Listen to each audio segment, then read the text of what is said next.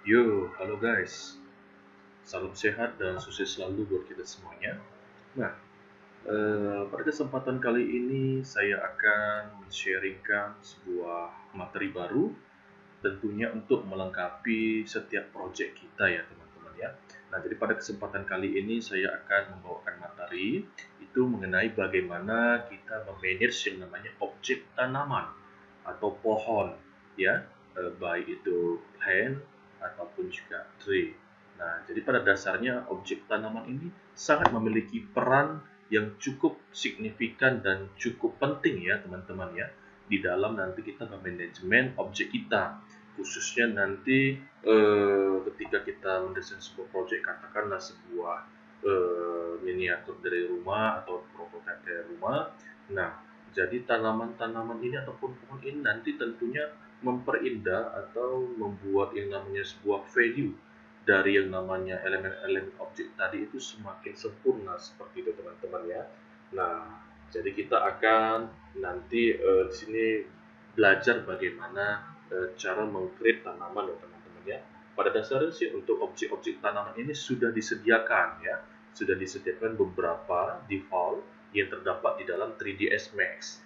Nah, jadi barangkali teman-teman nanti mungkin membutuhkan mungkin tanaman yang dicari tidak ada ya di 3D Max ya bawaannya. Nanti teman-teman boleh cari juga ya di library lain, nanti bisa di-download ya, baik di official di 3D Max-nya ataupun nanti banyak juga website-website yang memang sudah menyediakan itu model-model dari tanaman ya yang lebih banyak variasinya. Mungkin tentunya nanti ini untuk menambah yang namanya apa ya, library ataupun juga keinginan dari teman-teman ketika ingin misalnya membuat apa ya, menata tanaman-tanaman tertentu seperti itu. Nah, teman-teman kita langsung aja.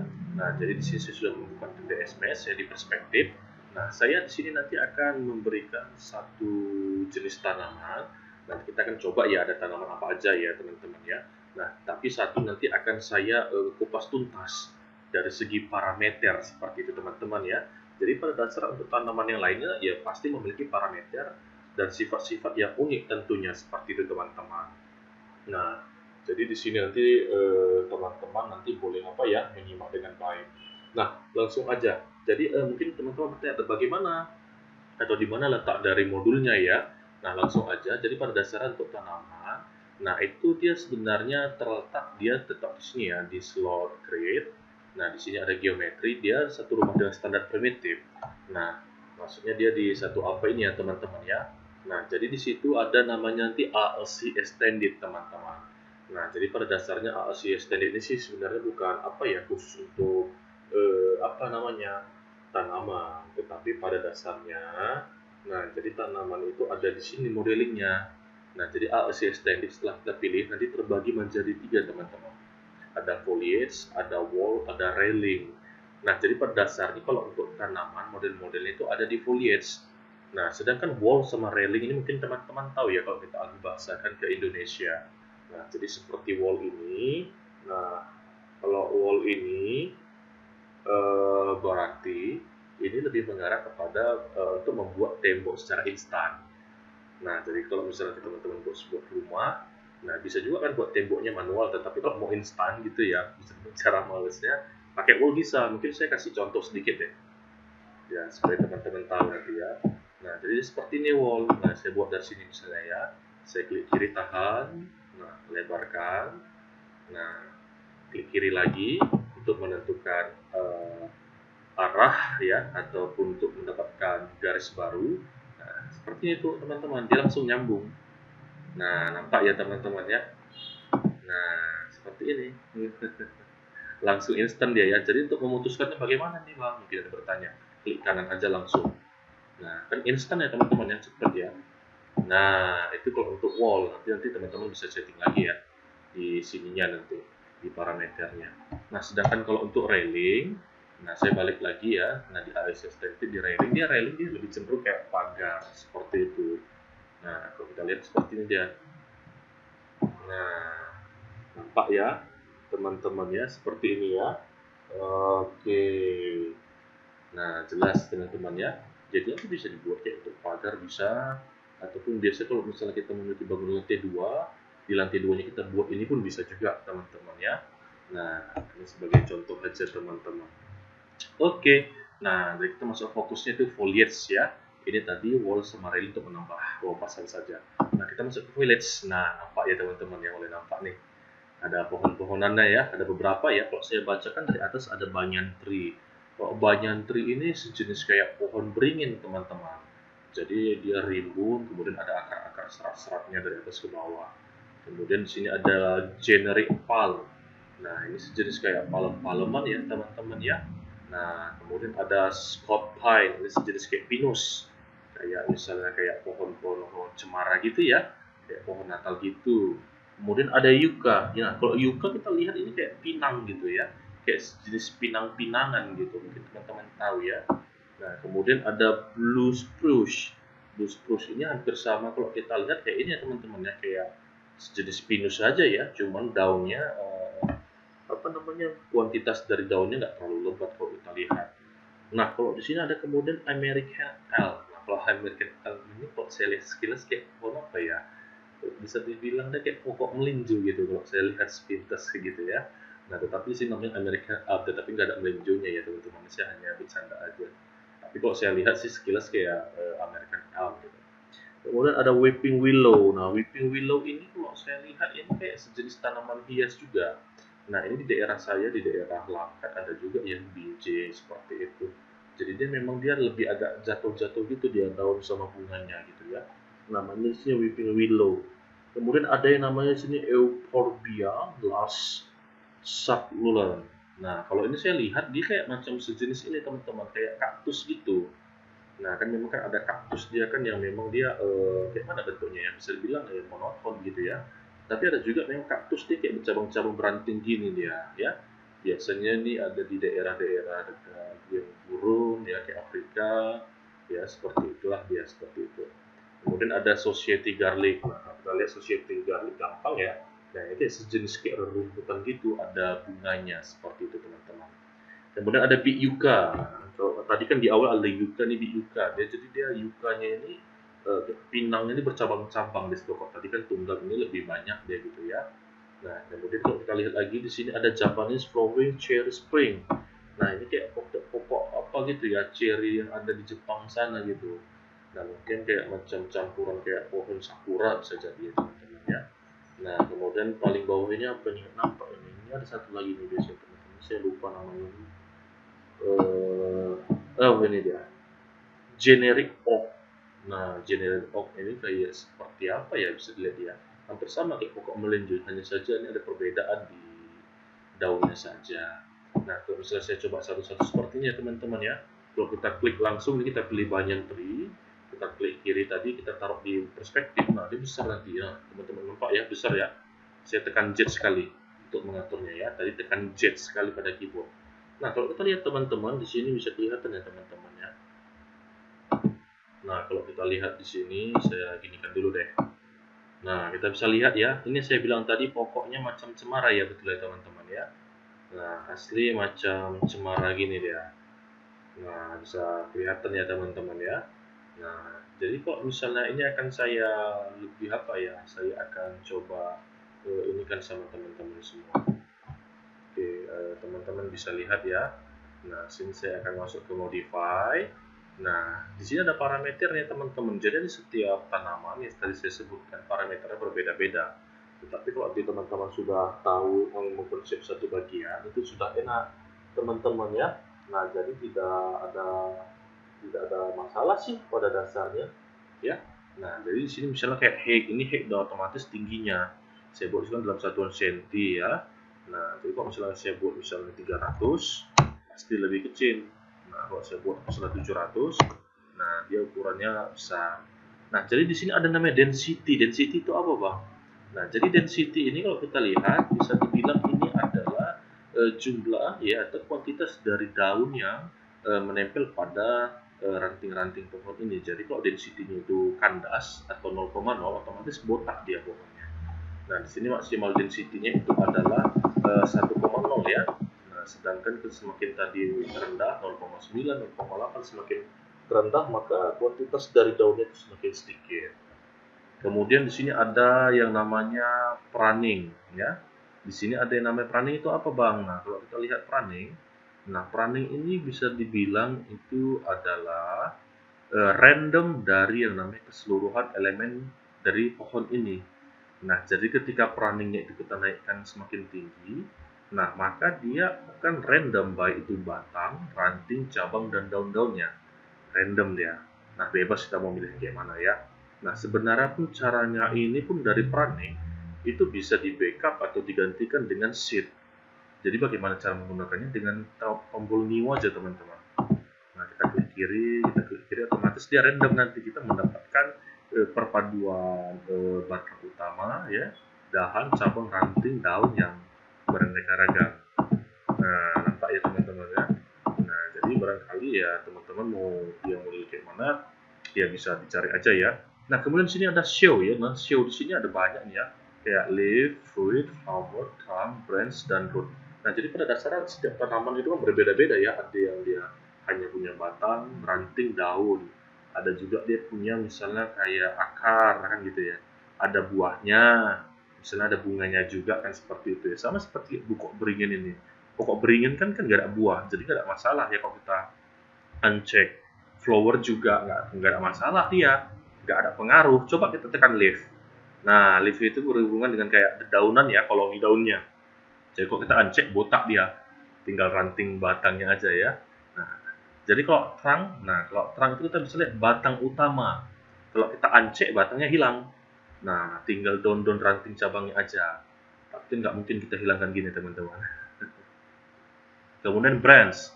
Nah, branch-nya ini lebih cenderung pada cabang-cabang. Jadi kalau kalian lihat sekarang, itu udah nggak ada lagi kan, daunnya ini ngambang semua gitu. Nah, itu dia cabang. Nah, kemudian sini ada yang namanya root. Nah, kalau root ini sebenarnya lebih mengarah kepada apa ya? Kepada ini, serat-serat akar dari atas. Di sini saya cari dulu lah yang model ada akarnya, supaya nampak teman-teman tadi nggak jelas ya.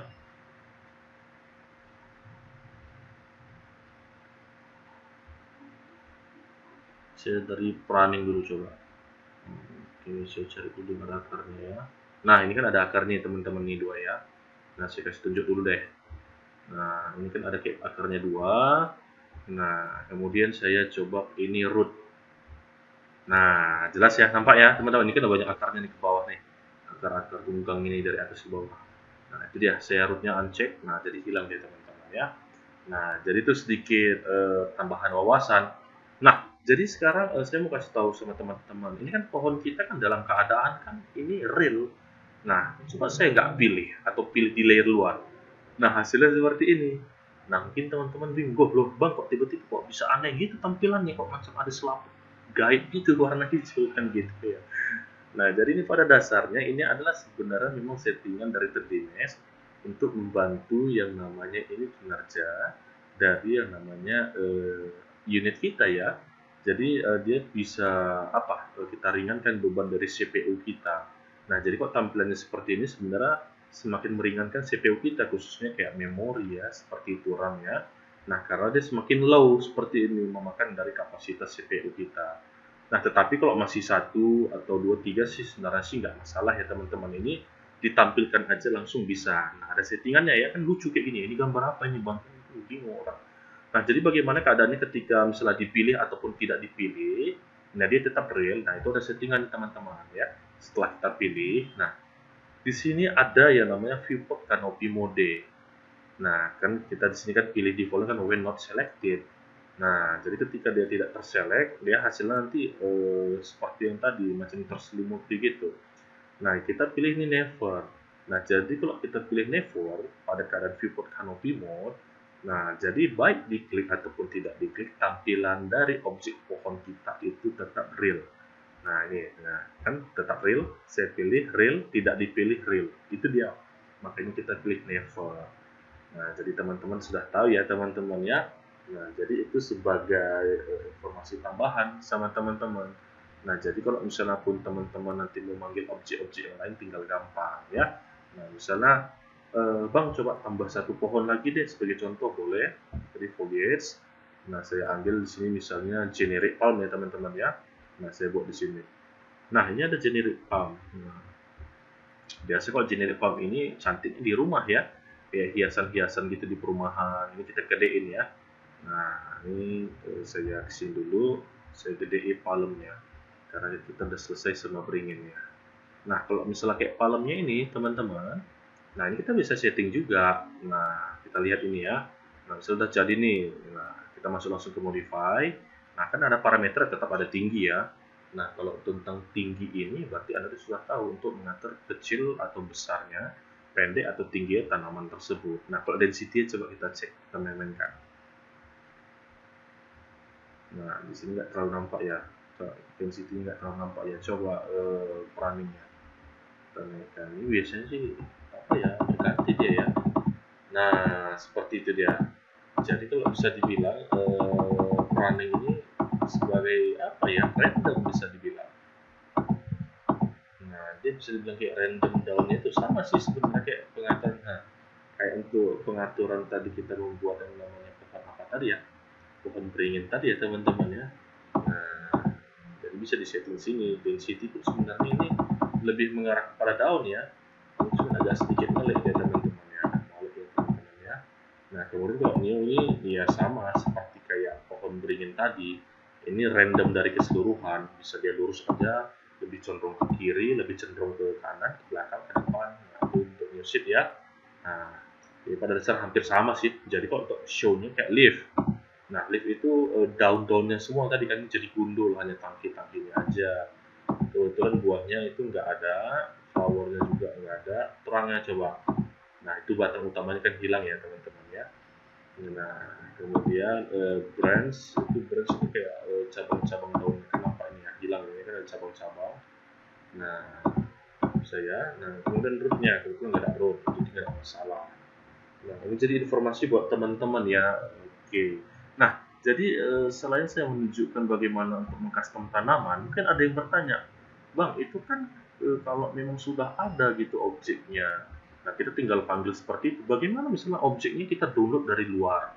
Atau misalnya nanti kan kalian kan tugas project luasnya itu kan ada kerjasama untuk membangun sebuah project. Nah, pasti masing-masing kalian kan punya kerjaan dong. Nah, dikerjakan misalnya apakah di kampus, di labnya, di rumah. Nah, file itu kan dikirim nanti sama leader untuk digabungi. Bagaimana cara memanggilnya di 3D Max? Ada juga yang terlintas di pikirannya. Oke, langsung saya jelaskan di sini ya teman-teman ya. Nah, saya akan coba jelaskan. Nah, jadi pada dasarnya sangat gampang. Nah, pertama-tama kita masuk ke menu next kiri paling atas. Kita klik sekali. Nah, di situ nanti ada bacaannya itu import. Nah, setelah import ini kita pilih aja langsung. Nah, itu namanya merge. Nah, jadi saya ulangi, kita pilih menu next paling atas, kemudian import, kemudian merge.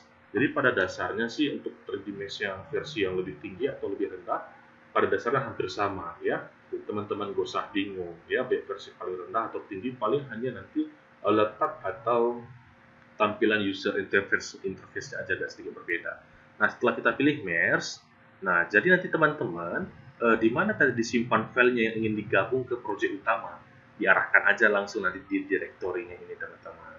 Saya, baik itu project buat teman ataupun yang kalian download dari Google ya. Nah, contoh misalnya saya seperti ini.